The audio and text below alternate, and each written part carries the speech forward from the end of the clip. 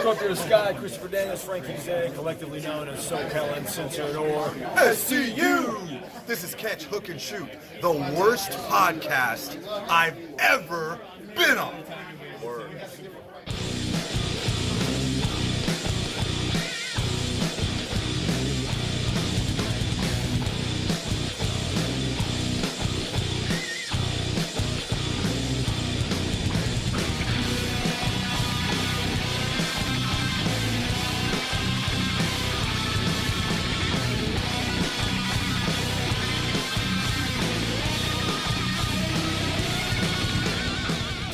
Hey, what's going on, everybody? Welcome to Catch, Hook, and Shoot, the best podcast you've never heard of. My name's Tom. I am your host. Today is Sunday, August the 2nd, 2020. I want to thank everybody for listening, watching, and subscribing on YouTube, Podbean, Spotify, Apple Podcasts, or wherever you get your podcasts from. Make sure you're following on social media on all platforms. You can find the show at Catch, Hook, Shoot. Head to patreon.com/catchhookshoot for all your bonus content, which unfortunately still is kind of under construction, so bear with me on that one. ProWrestlingTees.com/catchhookshoot for all your t-shirt needs, and the brand new web store, catchhookshoot.bigcartel.com. For additional merchandise that is not available on Pro Wrestling Tees, head over there and check that one out. And if you ever want to shoot me an email, it's catchhookshoot@gmail.com. So let's dive right into everything going on this week. We got a big week of wrestling coming up. I'll get into that in a little bit, but for right now, we're going to start everything off with the match of the week.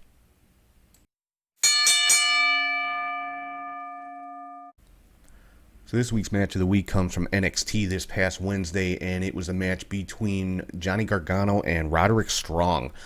Arguably the two best in-ring performers that NXT has to offer right now. And I mean, these two guys just, exactly what you'd expect. They put on a fantastic match, and what more can be said about it? I mean, like I said, probably the top two in-ring talents in NXT, in my opinion. And so, like I always say, if you're only going to watch one wrestling match this week, make it Strong and Gargano from NXT from this past Wednesday. You will not be disappointed. If you are a wrestling fan, and I'm talking in-ring, wrestling, you're going to like this one. So head over there and check that one out. So moving right along, trying to move through the show a little quickly today because there's a lot of stuff to get to. So let's jump right into the next segment, which of course is the 3 count. First up on the 3 count this week is Wrestle House. This was a new segment on Impact. We got a little kind of a preview of it last week. This week it was the first episode, I guess you'd call it, and it's kind of a kind of a mashup between like the Real World and Big Brother and the WWE Legends House, and it. It's really just kind of silly, stupid fun, and I know a lot of people were complaining about it, and you know what? I'm sorry you don't like fun if you were complaining about this, because I thought it was cool, it was entertaining. Tommy Dreamer is the host of it, and the people in the house are Rosemary, Taya Valkyrie, Johnny Bravo, Susie, Kylie Ray, the Deaners, Triple XL, Johnny Swinger, Crazy Steve, and Alicia Edwards. And just another reason to check out Impact. So if you I've said many times, if you haven't seen Impact in a while, give it another chance, because they are putting out some really good stuff right now, and Wrestle House is one of those things that they're putting out, so definitely give that a look. Number 2 on the 3 count from AEW Dynamite, MJF gave his State of the Business address, and basically the whole point of that was to challenge Jon Moxley for the AEW World Title coming up at All Out in September. So looks like that will probably be the main event, I would assume. And MJF, number 1 contender, and I'm all in for this match. It's MJF, the top heel, not only in AEW, but the best heel in wrestling right now. And again, obviously that's just my opinion, but MJF, very, just very, very good on the microphone. Probably, again, one of the best in pro wrestling right now. So, if you haven't seen Dynamite from this past week, first of all, you really need to catch up on your wrestling from this past week, but Yeah, MJF's State of the Business address, just an awesome promo. And I think nicely set up the main event for All Out for MJF versus Jon Moxley for the World Championship. And number 3 on the 3 count, another promo, this one from NXT and done by Keith Lee.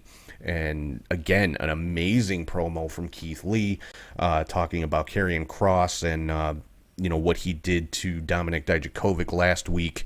And in the middle of the promo, we had Cameron Grimes come out and start talking his trash to Keith Lee, and Keith Lee just decimated him in a matter of seconds. But then we saw Scarlett come out on the walkway, and Karrion Kross on the big screen talking to Keith Lee, and again, just furthering this storyline with the two of them. And I'm pretty sure we're probably going to see Karrion Kross versus Keith Lee for the NXT title at the next NXT TakeOver. Now, William Regal did come on later in the show and said, he's not going to be bullied into making title matches. Title matches have to be earned and that kind of thing. So I'm sure somewhere in the next couple of weeks, we're going to see Karrion Kross have to do something to earn that title match, or Regal is just going to be pushed too far and just make the match, probably with some type of stipulation. So I'm really looking forward to that one. Karrion Kross and Keith Lee, that's going to be a crazy, just hard-hitting match with those two guys in there. So let's get into the news and goings-on for this week, starting off with Monday Night Raw. We saw Randy Orton challenge Drew McIntyre for the WWE Championship at SummerSlam. Now, that's been the rumor for a while that was going to be the title match, so looks like they're starting the build for that one. Also saw a confrontation between Nia Jax and Shayna Baszler. That is a match I would like to see. Nia Jax gets so much hate online for her in-ring work, but honestly, I think her and Shayna would put on an impressive match, to say the least. Then we saw Andrade and Garza defeat Ricochet and Cedric Alexander and the Viking Raiders to gain the number 1 contender slot for the Raw Tag Team title, so they get a match with the Street Profits at SummerSlam. And we saw another segment with Seth Rollins and Buddy Murphy pretty much just beating down Dominic Mysterio. Dominic came out to the ring, attacked Seth during Seth's promo, and in the process of this going on, Aleister Black came down to make the save, and he ended up getting his eye shoved into the ring steps, kind of like what was done to Rey Mysterio. Now, according to the reports, this was done to write Aleister off of TV. And the reason for that was kind of, wasn't 100% clear. Some people said it's because Vince McMahon is not a fan of Aleister Black and just wasn't interested in having him involved in that storyline anymore. But then another report came out, said that Vince is a very big fan of Aleister Black and thinks that perhaps his character could be a little bit limiting for him, so they want to repackage him a little bit. Now, I'm hoping it's more the second story that's the truth. I'm also hoping they don't tweak his character too much. I mean, a little bit of refining, something like that, that's fine. Just I don't want to see Aleister Black come back as a completely different character, because the character he has works for him. So if they want to tweak it, refine it, something like that, I can definitely get behind that. So we'll have to wait and see what happens when Aleister Black does finally come back. Then we also saw Sasha Banks defeat Asuka by countout. So Sasha Banks now officially the Raw Women's Champion, and basically Asuka left the ring because Kairi Sane in the back was getting attacked by Bayley, and Sasha went to make the save. And this was, of course, Kairi Sane's final appearance as a WWE superstar on TV. I think I reported last week that she is going back to Japan. She will still be working with WWE as an ambassador, but as far as her WWE in-ring career, looks like that has come to an end, unfortunately. Kairi Sane, just an amazing superstar in the women's division. And we also saw the rematch between Drew McIntyre and Dolph Ziggler. And this was another Extreme Rules match. That was the stipulation set down by Drew McIntyre. And so this time McIntyre could take advantage of the Extreme Rules, which he could not by Ziggler's stipulations at the pay-per-view Extreme Rules. Was not a title match, though. It originally was advertised as a title match, but then when it came down to it, it was a non-title match. McIntyre was victorious in that one, and right at the end of the show after that match, we saw Orton come in and hit McIntyre with an RKO out of nowhere. Moving on to NXT in a women's tag team match, Io Shirai and Tegan Nox defeated Dakota Kai and Candice LeRae. Dakota Kai just kind of walked out on LeRae at the end of the match, so not a whole lot of continuity there. Saw Mercedes Martinez make her debut, I guess, as an official member of the Robert Stone brand. She picked up a victory over Shotzi Blackheart in pretty convincing fashion. We also saw a vignette of Ridge Holland from NXT UK. Apparently he is going to be making his NXT US debut next week, so I'm looking forward to that one. And talking about NXT UK, we saw Imperium for the first time in a little while, and they are the NXT Tag Team Champions. They picked up a victory over Everrise, and the story on that one, though, is Undisputed Era at the end of that match came out and just put a beating on Imperium, just kind of reasserting their dominance in NXT. And looks like Undisputed Era's got a little bit of a chip on their shoulder since they don't have any gold anymore. So I'm liking the direction that they're going. Undisputed Era's been on a little bit of a losing streak, and it was all 4 members of Undisputed Era. Kyle O'Reilly was back with them on TV, so that's good to see. So I'm looking forward to where they're going to go with Undisputed Era from here. We saw Isaiah Swerve Scott pick up a win over Jake Atlas, and Dexter Lumis advances to the North American Championship ladder match at the next TakeOver event. He defeated Timothy Thatcher and Finn Balor. So kind of a surprise. I mean, Lumis definitely deserving of that opportunity, but the last 2 weeks, these triple threat matches, we've seen victories by Bronson Reed and now Dexter Lumis over guys that you might not have expected them to pick up the wins over. So this ladder match is looking interesting so far. I guess it's going to be a 5-person ladder match, and the first 2 entrants are Dexter Lumis and Bronson Reed. So I can't wait to see who else is going to be a part of that. And moving on to Smackdown, AJ Styles retained the Intercontinental title against Grand Metalik. We saw a segment in the back with Baron Corbin and Shorty G, and with Corbin almost trying to recruit Shorty G to cash in on that King's ransom that he put on Matt Riddle. Trying to talk him up, calling him Chad instead of Shorty and things like that. And apparently it worked, because Corbin did win his match against Drew Gulak. Matt Riddle came out and attacked after that, and Chad Gable is the one who made the save for Corbin. So looks like Chad Gable is going to be a heel going forward, which I'm good with that. I just hope they go back to using his actual name, because Shorty G just doesn't work for me. I don't think it works for a lot of people. So we'll have to see if Gable's going to be permanently associated with King Corbin, or how that's going to work. We saw a backstage segment with Sheamus basically saying Jeff Hardy isn't his problem anymore after Sheamus took the loss last week in that bar fight. So now Sheamus says he is the problem for the rest of the SmackDown locker room, and it looks like Sheamus might be going with a little bit of a new look. Well, no, not a little bit of a new look, but last week in the bar fight, he was, obviously wearing street clothes, and had the same outfit this week during the interview segment, kind of the Irish hooligan look, if you will, the white tank top type undershirt and suspenders and the hat, and yeah. So I'm wondering if that's going to be kind of a permanent new look for Sheamus now. We'll have to wait and see whenever his next match is.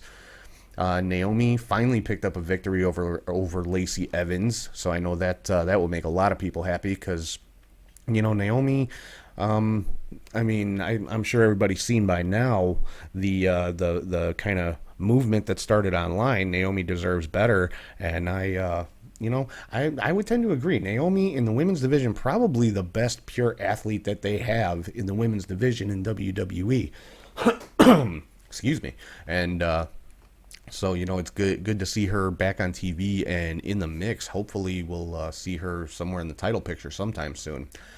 And sticking to the women's division for a little bit, we saw Sonya Deville attack Mandy Rose backstage and cut Mandy's hair. A little bit of a surprise there. Was about to go after her with the clippers and shave her bald or something like that when the referees stepped in and stopped her. So I guess we're going to be seeing Mandy Rose with a new hairstyle next week. So let's have to see how that works out. And finally, the main event, Bayley retained the Smackdown Women's title against Nikki Cross in a rematch from Extreme Rules. And Nikki Cross, very frustrated at the end of this match, actually shoved Alexa Bliss down when Alexa was trying to help her, help her to her feet and things like that. And then, Nikki left the ring, left Alexa kind of sitting there in the middle of the ring by herself. And at that point, the Fiend made an appearance and attacked Alexa with the mandible claw. Now, this obviously a message to Braun Strowman. Alexa, of course, Strowman's tag team partner in the Mixed Match Challenge a couple years ago, referred to themselves as Team Little Big and that kind of thing. And Alexa, again, made an appearance during that swamp fight at Extreme Rules. So they are working Alexa into this Fiend Braun Strowman storyline. I'm curious to see where they're going to go with that. Is Alexa going to end up somehow associated with the Fiend and Bray Wyatt, or what's going to happen with that? On AEW, we had lost my place here. Started off with a 10-man tag team match. Jurassic Express, the Best Friends, and Orange Cassidy taking on the Inner Circle, and Jurassic Express, Best Friends, and Orange Cassidy were victorious in that one. And we also saw the AEW debut of Warhorse taking on Cody Rhodes in a TNT Championship match. Great match between these two guys. Warhorse put on a great showing on his national TV debut. Fantastic match. Definitely go check that one out as well if you haven't yet. And then at the end of the match, Cody did retain the championship, and the Dark Order attacked. Warhorse tried to help him out, pushed Cody out of the way, tried to take the fight to the Dark Order. He was overpowered a little bit, and then we saw the debut of Matt Cardona, the former Zack Ryder from WWE from his WWE days, if I can speak here, and comes out and makes the save. So Matt Cardona now part of AEW. We saw the signing of FTR's AEW contracts, and interestingly enough, Arn Anderson was there with them during that signing. So, is Arn going to be the manager for FTR? I think that would be a great fit, and that would kind of associate them with Cody. Not kind of, it would associate them with Cody, and that kind of leans towards the rumored Four Horsemen type faction that has been talked about for AEW. So the only piece missing from that right now is Shawn Spears, who of course is managed by Tully Blanchard. So we'll have to see if Spears somehow becomes associated with FTR and Cody Rhodes over the next couple of weeks here. And we also saw Kenny Omega and Hangman Page pick up a win over the Dark Order in a tag team title defense.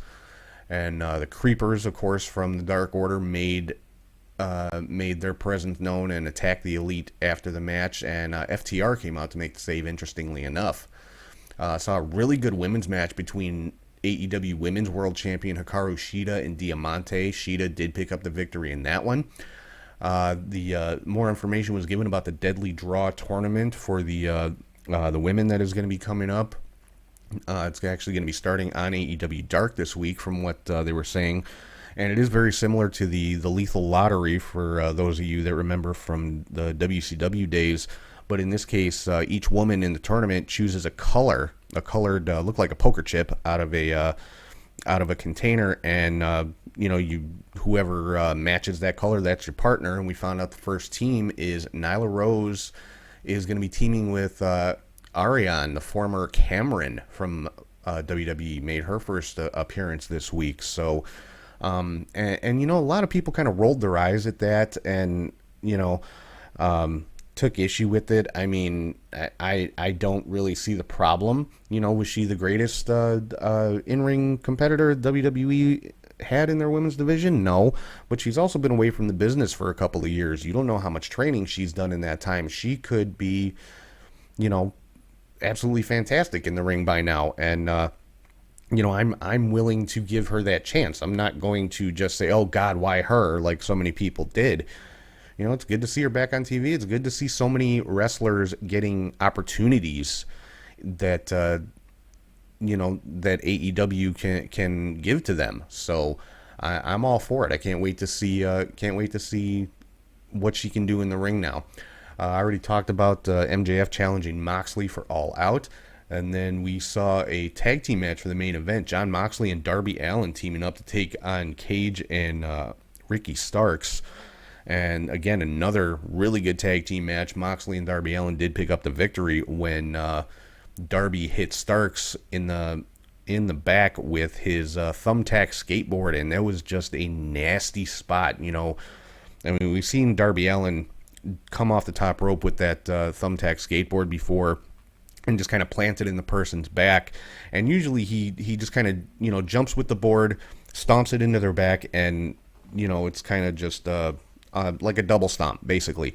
Well, this time I don't know if he didn't hit quite square the way he wanted to, or if it was intentional, but when he hit Starks in the back with the skateboard, it scraped across Ricky Starks' back and just left some nasty looking gashes across Starks' back. It was definitely a difficult spot to watch, but it was effective to say the least. So Mox and Darby did pick up that victory. And apparently next week we are going to see Mox versus Darby in an AEW championship match. So that should be, I'm making a prediction right now, that will probably be the match of the week. Moving on to Impact, Eddie Edwards retained the Impact World Championship against Trey Miguel. Eddie has said he's going to be defending that title every week on TV, so that's, you know, I'm curious to see who his next opponent's going to be. Deonna Purrazzo defeated Kimber Lee, and we saw Jordynne Grace come out at the end of that one and put a beat down on Deonna. And you know, Jordan still nursing a shoulder injury, but she pulled her arm out of the sling and just went to town on Deonna Purrazzo. So there's definitely some unfinished business between Jordynne Grace and Deonna Purrazzo. Next week we found out Moose will be defending the TNA World Championship, not the Impact World Championship, the TNA World Championship against Heath Slater, Heath Miller, Heath, whatever he's going by now. So, Scott D'Amore told Heath in the back when the match was made official that if Heath picks up the victory, he gets an Impact contract. The story with Heath right now is that he's a free agent and he's just kind of showing up on Impact. But, you know, obviously he's on TV, he's signed, he works for Impact, but that's the storyline. If Heath wins the TNA Championship from Moose, he will be signed to an Impact contract. And it looks like we've got a new rivalry starting up between Sami Callihan and Rob Van Dam. We saw a little bit of a confrontation in the back between Sami and Katie Forbes, and you know, Sami kind of hacked Katie Forbes' website. It looked like Katie Forbes and RVD went out to the ring to show off her new pictures from her website and things like that, and Sami Callihan had hacked it and photoshopped his face onto Katie's body on those pictures. So looks like that's going to be a rivalry going forward, which yeah, I'm all here for that one. And in the main event, the Good Brothers picked up their first official Impact victory over Reno Scum, just furthering their rivalry with Ace Austin, because obviously Reno Scum part of Ace Austin's group along with Madman Fulton. So yeah, the Good Brothers off to a very good start in Impact. So that's going to do it for news and rumors for this week. So right now I'm going to throw it over to Charlie G, and he is here with your Indie Cut.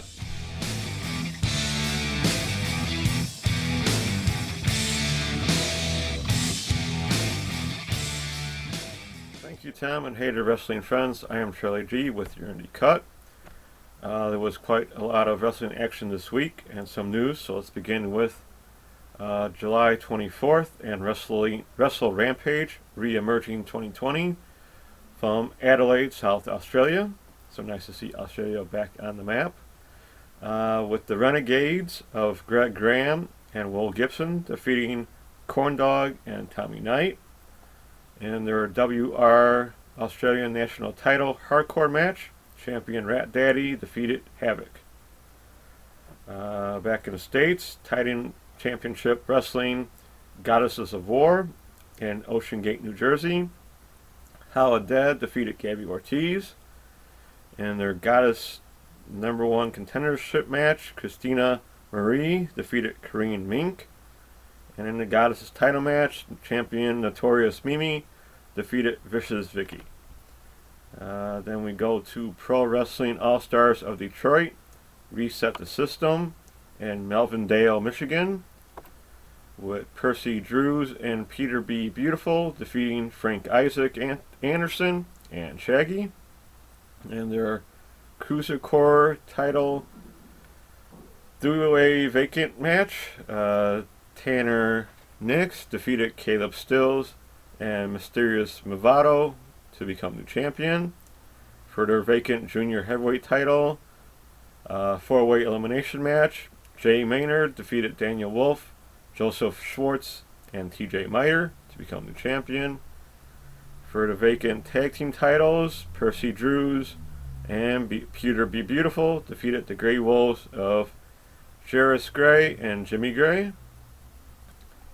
And the heavyweight title match, Chris Stein defeated Atlas Hightower to become a new champion.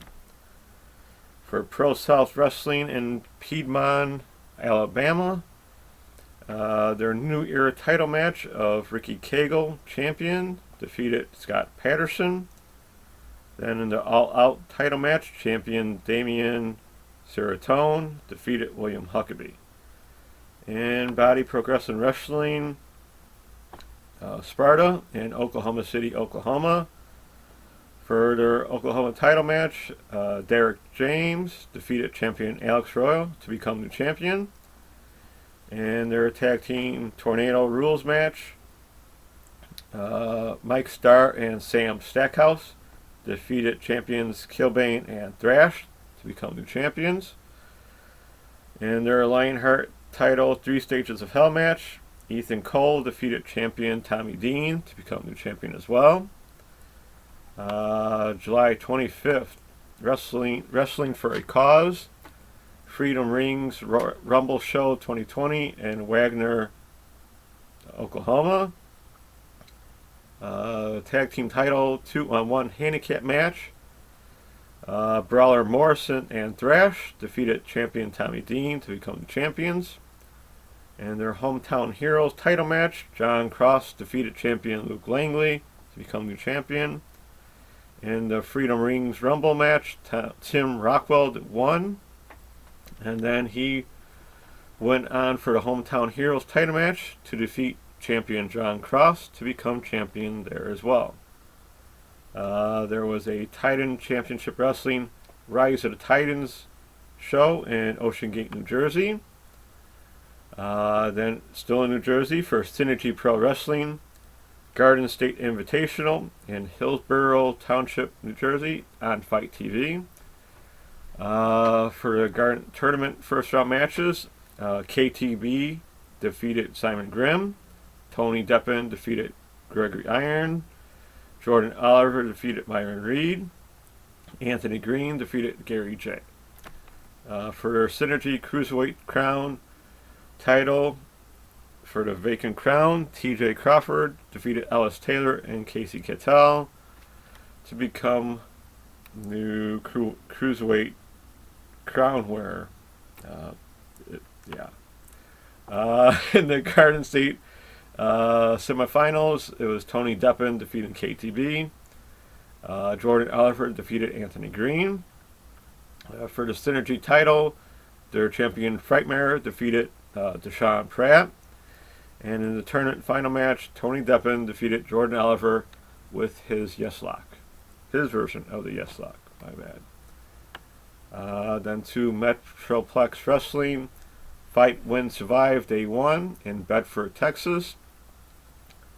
They had a Bull Rope match, a Lego match, with Johnny O'Mara defeating Zero the Anti-Hero Love to see that match. And for the MPX Prospects title, champion Mr. Legs defeated Tommy Becker. There was a Capital Pro Wrestling show in Lansing, Michigan. A Coastal Championship Wrestling Lucha Mania in Nashville, Tennessee. That's right, Lucha is in Nashville, folks. With Vinicius, with Bill Alfonso in his corner, Mr. Bill, right behind me. He defeated Eric Marinacci, or Marinaka, in a tag team match. Pablo Marquez teamed with Super Crazy, of all people, to defeat Benny Blanco and Chris Nelms. In a hardcore open challenge match, Alex Ocean defeated Jackal. We move down to I Believe in Wrestling, Believe 205 in Winter Park, Florida. Nice play on words there, Believe. For the SCW Florida Heavyweight title, champion Dion James defeated Rip Ruiz. Then my favorite show, Game Changer Wrestling, Homecoming Weekend Day 1 in Atlantic City, New Jersey, on the Garden Pier, on Fight TV. Yes, they fought on a pier with a beautiful backdrop of the ocean. And the pier actually played into some of these matches, as you can tell. I was interested in this show because a lot of these names you will be hearing and seeing at Warrior Wrestling Friday Night Lights coming up on the 7th. So we start with a six-way scramble. Calvin Tankman defeated Alley Cat, Benjamin Carter of Warrior Wrestling, Jimmy Lloyd, Lee Moriarty, and Matthew Justice. Tankman hit a jumping pile driver on Carter to win. Very cool match to start the show. Then we go to ACH defeating Trey Lamar of Warrior Wrestling. ACH played around a little bit too much in this match, so I really didn't get into it, which sucks because I want to see how Trey actually performed against him. Then, in a very good match, Chris Dickinson defeated Mance Warner. Hard-fought win. Chris won with a brainbuster. Then one of my favorites, Blake Christian, defeated Alex Zane in a wildly intense match. I can only guess how well they're going to perform at Warrior Wrestling because these two put on a show. Then in a death match, Alex Clone defeated AJ Gray. True Stay Brutal match. Gray almost won a few times, but he did get the respect of Cologne, so that's always helpful. Effie defeated Spider Nate Webb with a Dragon Sleeper. Then they had Slack defeating Nick Gage. Slack won with a lot of help from the Ohio boys of 44OH, even though he does not want their help, so they just don't like Gage, so that's why they helped. Then in what was a very interesting match, it was for the DDT Iron Man Heavy Metal title match of Joey Janela defeating Yoshihiko, which is a doll of all things. Yes, DDT loves his dolls, and they became champion and sent Yoshihiko to the States to face Janela. This is the second time holding the title. Janela took some wild bumps, as he can only do. Entertaining match as Janela was doing a thank you promo to Yoshihiko and all of DDT. The handler came in to attack Janela. That the handler of Yoshihiko turned out to be none other than Leo Rush, who then landed a Spanish fly and a giant frog splash for all to see. Nice to see Leo back in the ring. I'll get into that a little bit later on. Then in the GCW World Title match, champion Ricky Shane Page, with his 44OH boys of Atticus Kogar, Eddie Only, and Eric Ryan, defeated Homicide. Pretty intense match. 44OH kept interfering, so the match was kind of blah to me. Ricky Shane Page was tamping out at one point, but the ref was distracted. So then Page won with his choke breaker and rolling elbow. After the match, Gage demanded a title shot.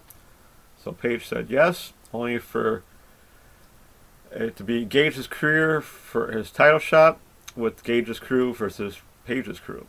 So we'll see how that turns out later on. We go back over to Tokyo, and Stardom exploded in summer with an attendance of 264. Yes, the GCW show did have fans in attendance, all socially distanced with masks on. Very nice to see. Safety concerns and all, especially with Warrior coming up. It can be done, folks.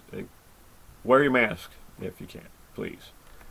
Get back to Stardom. Riho teamed with Utami Hayashita to defeat Natsu Sumire and Saki Kashima in a very good match. And in the future of Stardom, three-way match for the vacant title. Maki defeated Shaya Linda and Saya Kimatani to become new champion. Nice match as well. In the Wonder of Stardom tournament, first round matches, Julia defeated Konami, and Tam Nakano defeated Natsuko Toro. You can check out a couple of those matches on DJ Ancy's Twitch channel, which thank you for the shout out. I appreciate it. I'm glad you liked the show. We head to Ice Ribbon, new Ice Ribbon 1054. Attendance 418. Nothing of consequence there. Then New Japan had their Sengoku Lord in Nagoya 2020 with an attendance of either 200 or 2200. Not really sure, but they're all masked, and nice to see New Japan putting on a somewhat big show. We head all the way down to Hamilton, New Zealand, of all places, for Heathen Combat. It was going to be mayhem. Yeah, with the Maniacs United Jackson Shield title triple threat match. Champion Vic Craig defeated Cam Owens and Matty Short, and won above all title match. Champion Bryant defeated Will Stone. We head back up to All Japan Summer Action Series Day 3 with an attendance of 494. The All Asia Tag Team title number one contender, Izanagi and Zeus teamed up to defeat Kai and Tajiri, as well as Shigo Tachibana and Yoshitatsu. For the All Japan World Junior Heavyweight title, Koji Iwamoto defeated champion Susumu Yokoshika to become new champion. To July 26th, 0-1, we're not going to lose the Corona. Tenka Ichi Junior Tournament Day 5, attendance 109. Masato Tanaka teamed with Takuyu Sugara to defeat Genshiko Tanaka and Sugi. In the semifinal matches, it was Soku Kutamura defeating Raicho, and El Lindemann defeating Hub. Suzaki Wave Fuji 4. They had an attendance of 100. There was a secret base sail off for the next decade show in Japan with an attendance of 88.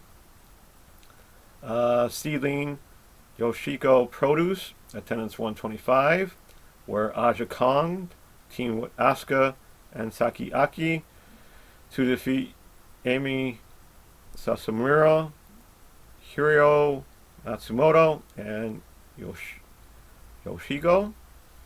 Pure J fight together, attendance 100. In their open title match, Leon defeated Haneko Nakamura, who was champion, and Leon became new champion. Noah Stay Together Forever Day 2, attendance 487.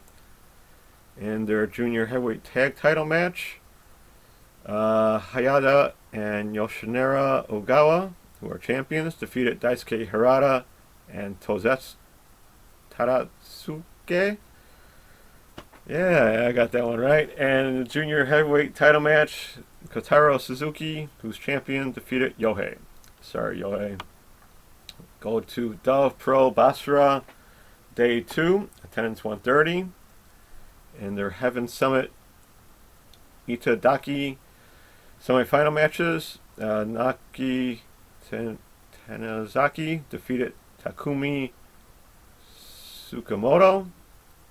And Rairoto Nakasu defeated Kenshin Sukano. So in the finals, it was Rairoto Nakatsu defeating Naiko Tanazaki. Go over to 2AW with an attendance of 70. Then to New Japan Summer Struggle Day 1, 482. Day 1 started all the matches that seemed alike for the next 4 days, so don't need to get into those. There was a Horror Slam Undisputed Undeniable Undisclosed Location 9 show in Trenton, Michigan. There was a All-Star Pro in Bethany, Oklahoma. Then there was Beyond 2 weeks notice in Atlantic City, New Jersey. Back on the Garden Pure. My fault last week. I thought this was Black Label Pro, but it turned out to be Beyond. The show was on independentwrestling.tv. It was a quick 2-hour show. In a dark match, Slade defeated Benjamin Carter. Alley Cat defeated Max Caster. Injustice teamed up for Jordan Oliver and Myron Reed to defeat Bear Country of Bear Boulder and Bear Bronson. Nice to see them back in action. This was pretty much an upset with the size of Bear Country, but the speed of Injustice prevailed. Wheeler Yuta defeated Lee Moriarty with his upside down clover leaf in tombstone position. Willow Nightingale defeated Pinky Sanchez. In a fun match, Kristen Castanova defeated Blake Christian. It was a good match for what little I did see of it due to streaming issues. Then there was a tag match of Chris Dickinson, Nick Gage, and Tony Deppen defeating the one called Manders, Mance Warner, and Matthew Justice. Nick Gage did get hurt in this match, either his right ankle or knee. He was eventually taken to the hospital after he finally did tag out of the match. So yes, he did wrestle on the hurt body part, whatever it was. Deppen pinned Manders. I missed how this happened because it was just a kind of a wild match. And another note, Matthew Justice wrestled with a busted face from the day before's wrestling action. So kudos to Matthew for just trying to wrestle that day. Then it was in the main event for the IWTV Independent Wrestling title of Warhorse, who's champion, our favorite champion. In his 309-day reign and 38 defense, defeated Ricky Shane Page and his 440 boys by DQ. There was just too much interference from the 440, knocking out referee Chris Levin and tossing out another referee. Warhorse did fight out of this during this match of 2 choke breakers of all things, so kudos to him. He got help from Alley Cat and Effie, who are his friends, after the match was finally stopped. Now, one of the guys from 400 did try to bust open Warhorse with a fork after the match. Pretty shady. I don't think he got it done. I just think he was jealous of Warhorse's opportunity in AEW.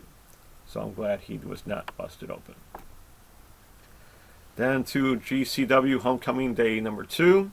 Back on the pier on Fight TV. First match was Lee Moriarty defeating Tony Deppen in a nice match. Tony was going for a monkey flip, only for Lee to roll into it for the win. Nice reversal. I've never really seen that before. In an 8-man tag match, the one called Manders, Effie, Mance Warner, and Matthew Justice. And Matthew Justice wrestled again that day. They defeated Benjamin Carter, Facade, Logan Stunt, and Pinky Sanchez. The one called Manders won with a big moonsault on Facade. So nice to see a few of the Warrior Wrestling people in this match as well. Next up was ACH defeating KTB. It was a good match. He won with a brainbuster. Then this match got me. It was a death match. Alex Colon defeating the Rascals, Zachary Wentz. Now, if you meet Wentz at Warrior Wrestling, please be kind. He really got busted up in this. Front and back was just busted all over because he went through a plate glass door and doors wrapped in barbed wire. Also, light tubes were abundant during the action, so he might not look the same to you when you meet him on the 7th.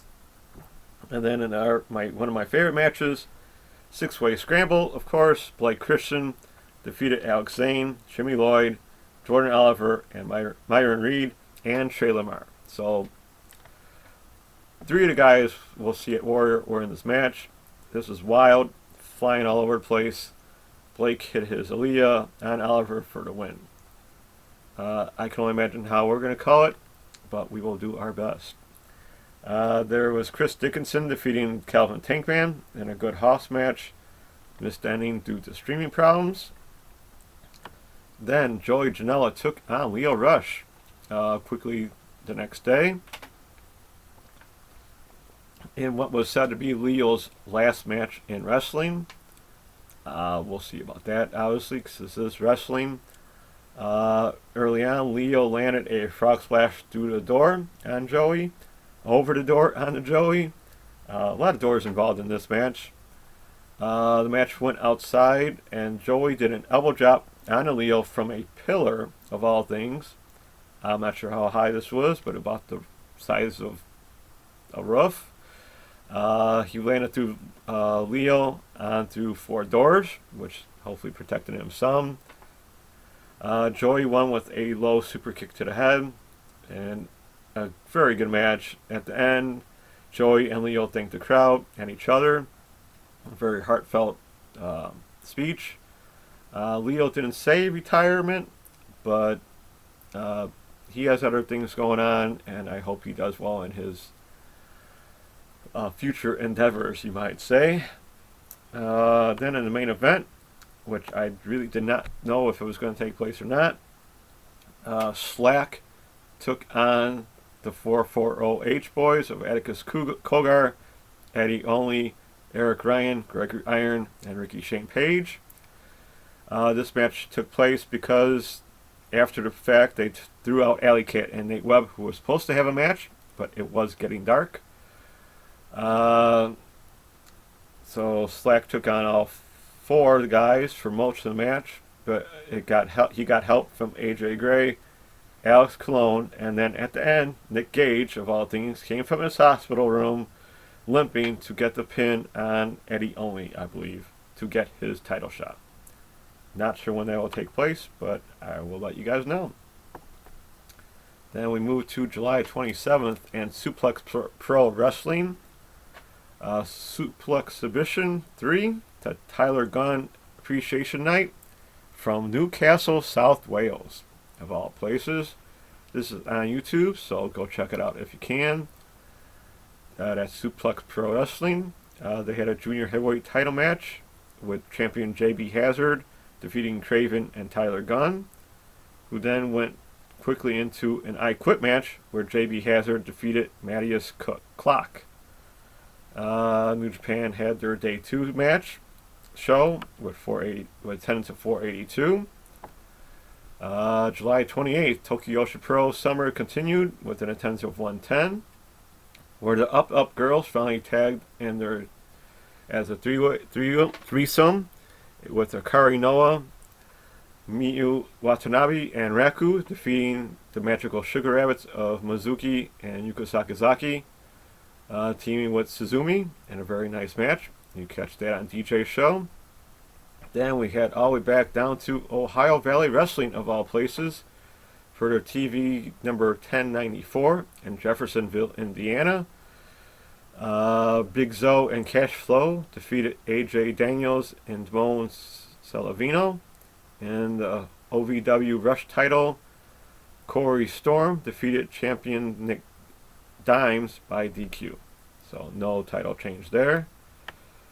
July 29th, Total Triumph Team Scramble 5 with an attendance of 100.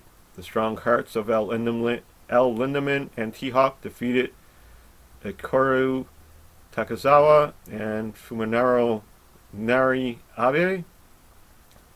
down to DDT Gambara Pro Killer Queen 2020 with an attendance of 101.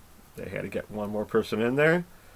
For the Independent World Junior Heavyweight title match, Hagan Sonoi defeated champion Kaisuke Ishii to become new champion.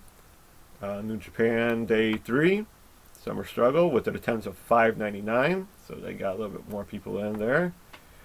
July 30th, Noah Sanctuary, Go Shiozaki team with Katsuhiko Nakajima to defeat Heio and Neo.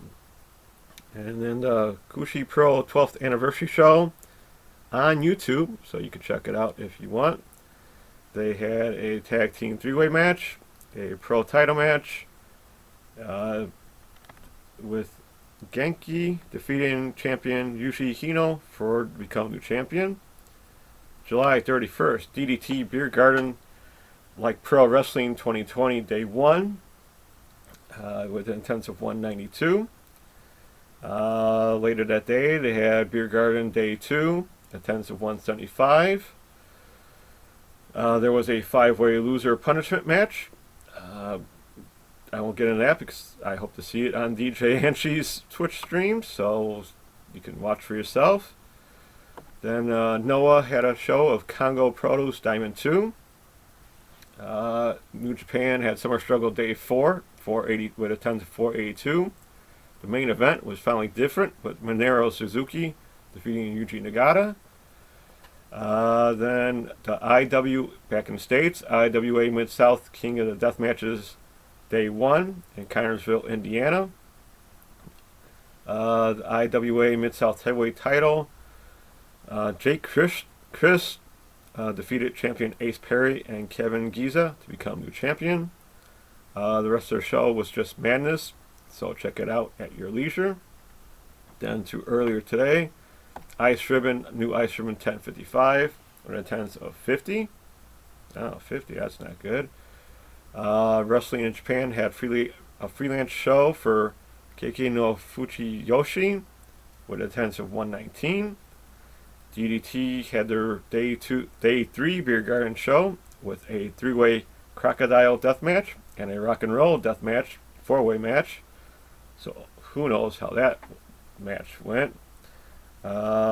Big Japan had an attendance of 45 with Daisuke Sakamoto defeating Yui Oke.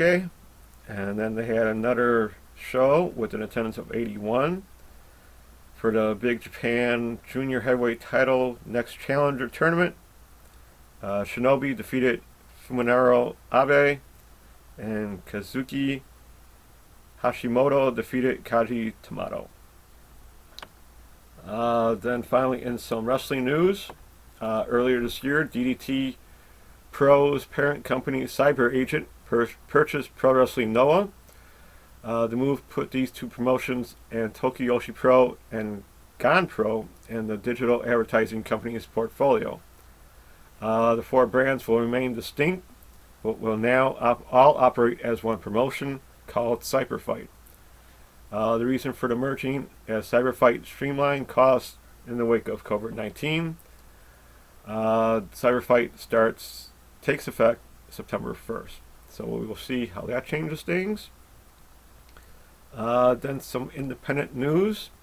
I'd like to talk about Mission Pro Wrestling, run by Mel Cervantes and her husband, better known to wrestling fans as Thunder Rosa.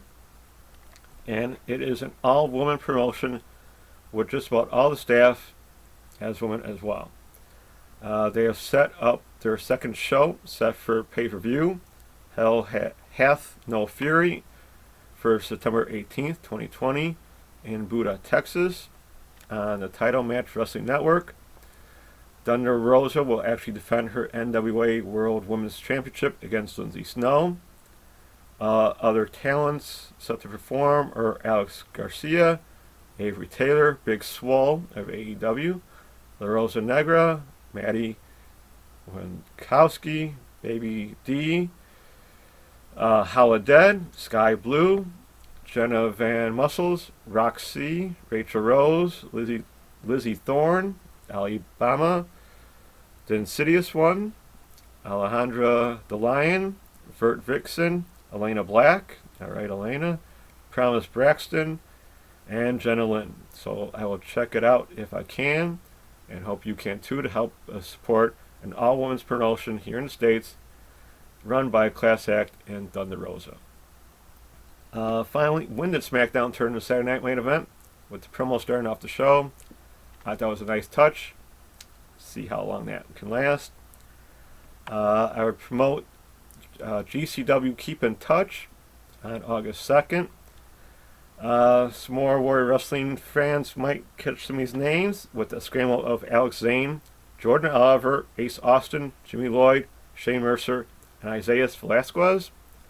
And then Kylie Ray makes her GCW debut against Cole Radrick. Others on the show are Joey Janela, Chris Dickinson, Mance Warner, Calvin Tankman, Blake Christian versus Trey Lamar. So I can't wait to see this show. If you catch our podcast sooner, hopefully you can too. Sorry, no Lucha Underground with all the wrestling action. Hockey back in action, baseball and basketball, a little hard to catch that, so I'm sorry. Lucha Underground will return soon, as long as these independent shows kind of lean out and I can do it, I will. So that's a wrap for me. Till next time with the GCW recap. If Tom doesn't recap Talkin' Shopomania, I will do so as well. So that should be a fun show to cover. With any other indie news or shows that come about, don't forget to look at those Twitch streams, YouTube channels, and other wrestling content. And don't forget our live podcast from Warrior Wrestling, Friday Night Lights on August 7th at 8 p.m. Central Time. I know I am excited, and I hope you are too. Thank you, DJ Ansi and WrestleCast Radio, for the shout-outs. Much appreciated. Go buy my shirt. Thank you for watching, listening. Hope you enjoyed the cut. Stay safe, take care, and be kind, everyone. Back to you, Sam. All right, thank you, Charlie, as always, for your contributions with the indie cut to the show here, and let's keep rolling right along into our next segment, highlighting somebody who's brought an air of positivity to the internet wrestling community, and I'm talking about the Fan of the Week.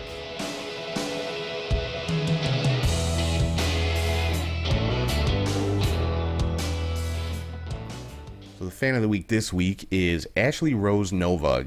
You guys probably heard her on the show a couple months back. I had her on as a guest, and she's just, in addition to just being an all-around awesome human being, she is just a wrestling super fan, so much so that, she turned it into a business, starting her own pro wrestling magazine in Indie Empire and PW Empire. And I wanted to highlight her because she recently posted online that she's going to be getting out of wrestling journalism, which I personally am sad about, because she is very good at what she does. But if it's that time for her, it's that time for her. And I told her myself, whatever she chooses to do, she's going to be successful at, just because she's one to. She does pretty much whatever she sets her mind to. And again, she's an awesome person. I've had the pleasure of meeting her in person, talking to her on the show, like I said before. And so I wanted to highlight her as this week's Fan of the Week. And again, that is Ashley Rose Nova, wrestling journalist, model, and just all around cool person. So that is the Fan of the Week. So let's move on right now to the next segment, where I espouse a bit of an unpopular opinion, and I'm very certain some people are not going to like this one, but I am talking about the weekly hot take.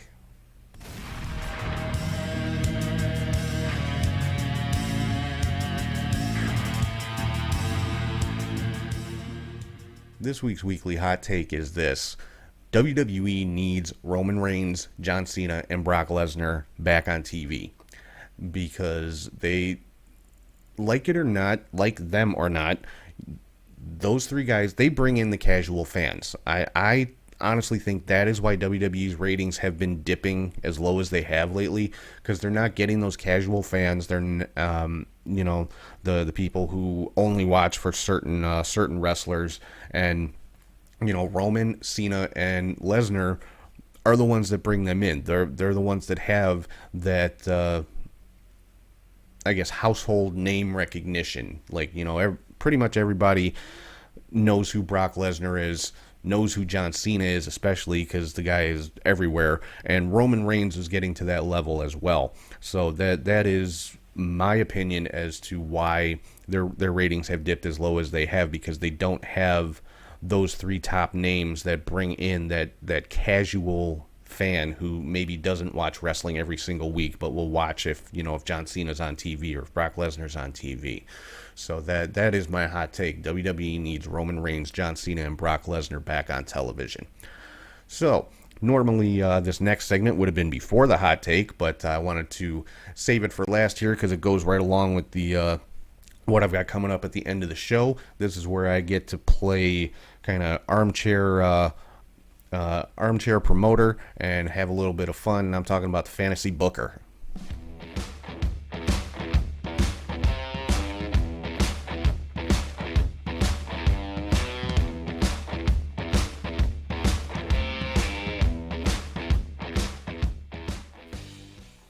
So this week on the Fantasy Booker, I'm actually, it's more of a prediction for a match that I think is going to happen in hopefully in the next few months, and that is Kylie Rae versus Tessa Blanchard for the Warrior Wrestling Women's Championship.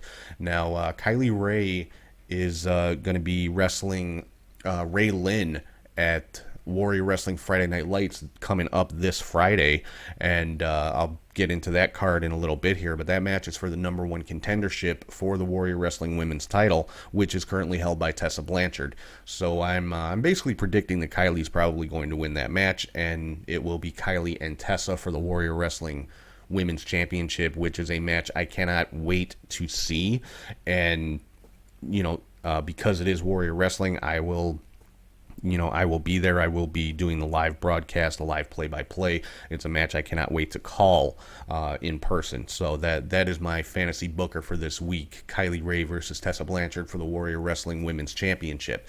Now, before I sign off for the week, I just mentioned about Warrior Wrestling Friday Night Lights coming up this Friday at 8 p.m. Central Time, and it will be taking place at Marian Catholic High School here in Chicago in the football stadium outside, and they have an amazing card lined up for this one, starting off with the match I just talked about, Kylie Rae versus Ray Lynn for the number one contendership for the women's championship, and that match is sponsored by Catchhookshoot. Very, very proud to be a part of that one.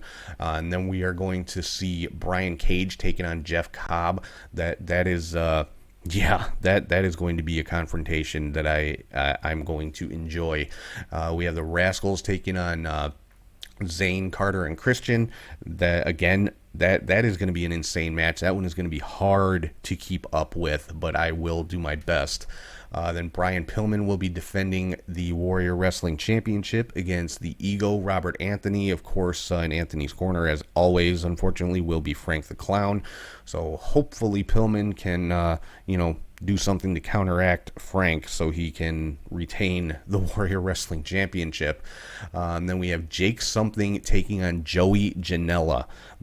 When that one was announced that Joey Janela would be making an appearance at Warrior, that is huge. This is going to be a crazy match with these two guys as well, and I'm a little worried about my own safety in that one, because Joey Janela, he will use pretty much anything at his disposal in the course of a match. So I'm not 100% certain where I'm going to be set up in relation to the ring, but when we're talking about Janela, it really doesn't matter how close you are to the ring. If he's in your area, there's a likelihood that he's going to he's going to be doing something crazy. So, Janela versus Jake Something should be an interesting match. Then we've got another match between just two behemoths in Lance Archer versus Sam Adonis. I cannot wait to see this one. And then Isaiah Velasquez taking on Trey Lamar.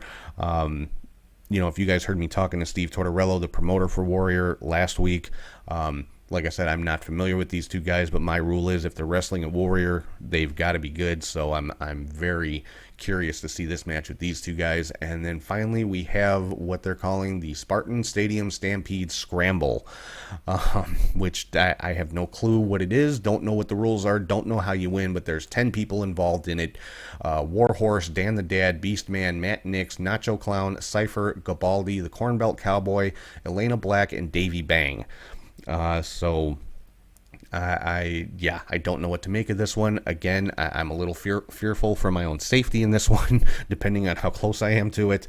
I have a feeling this one's going to be all over the stadium, so it should be a good time. But Warrior Wrestling is I've said many times, Warrior, in my opinion, the best independent promotion out there.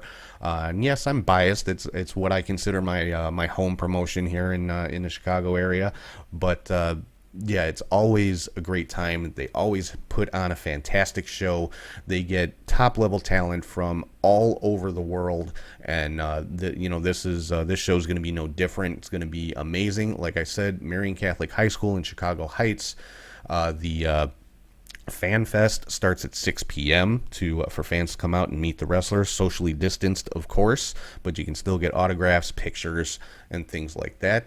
And the match card starts at 8 p.m. Central Time, and we will be broadcasting that live on the Podbean app. It's already scheduled, so if you don't have the Podbean app, download it, and I've got the links to it are up on all the social media for the show, and download it, check out the show, listen to the play-by-play. It's going to be a great time. Me and Charlie G on the call, and it's going to be awesome. Warrior Wrestling always is. So that is going to wrap things up for me this week, and again, thank you to Warrior Wrestling for the opportunity to do commentary for their shows and broadcast it live, because it's a blast. I love doing it. I am by no means a professional journalist or anything, but I love being able to call these matches live and broadcast it for everybody to hear. So with that, I'm going to wrap things up. Hope everybody has a great week. If you don't have your tickets to Warrior Wrestling on Friday yet, what are you waiting for? Go to warriorwrestling.net, pick them up, and make sure you're following the show on social media and all platforms. It's at catchhookshoot.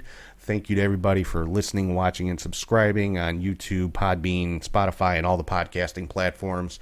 Head to prowrestlingtees.com/catchhookshoot for your t-shirt needs, as well as catchhookshoot.bigcartel.com for merchandise you can't find on Pro Wrestling Tees. Patreon.com/catchhookshoot for your bonus content. And if you ever want to shoot me an email, it's catchhookshoot@gmail.com. I want to thank everybody for listening. Hope everybody has a great week. Enjoy all the great wrestling coming up, and I will talk to you guys soon.